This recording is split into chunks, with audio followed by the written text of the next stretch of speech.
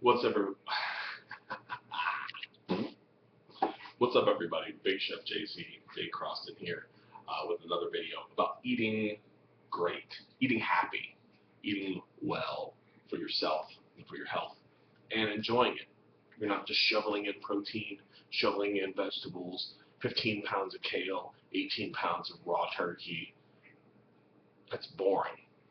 You want to eat good and eat well. Those are two different things. Eating well is eating for your nutrition. Eating good is eating for your palate. So separate those things and know that this channel is about both eating good and eating well. You want to enjoy your food as much as that dude over there is enjoying his double cheeseburger and fries, but you had that extra happiness because you know you're not trying to give yourself a coronary. You are eating for your well-being. That's excellent. So we're going to talk about an essential protein, something people use all the time, and it's ground turkey. Now, when people think about ground turkey, what's the first thing that comes to mind? Oh, oh, turkey burgers, right? Well, that's not what this is about at all. Okay, turkey burgers are great, okay? They have their place. Usually, it's pre-formed, pre-bought patties that are in your freezer. They take time. You usually have to add stuff to them to make them taste good. You have to add eggs, some breadcrumbs sometimes, extra fat, extra carbs. So it's time consuming. You have to form the patties, and grill them, and make sure they're done in the middle. Forget all that. Put the kibosh on that. This is going to be a very simple ground turkey recipe that I'm going to give you. It's in the comments below. It's a buffalo turkey, like buffalo wings, but it's with ground turkey, and it's awesome. I love it.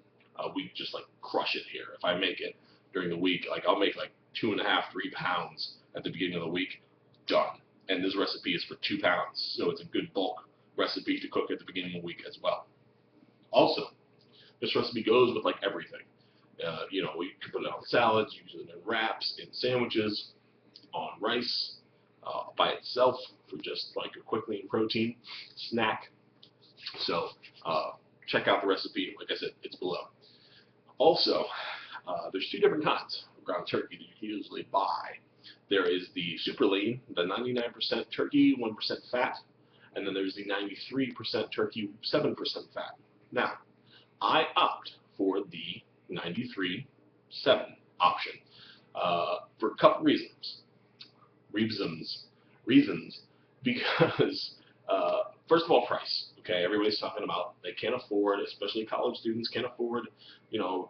That higher end turkey is probably $3.99 a pound, not more than that. The 93% turkey is probably $2.89, $2.79 a pound, which is not dirt cheap, but it's affordable. So I opt for that.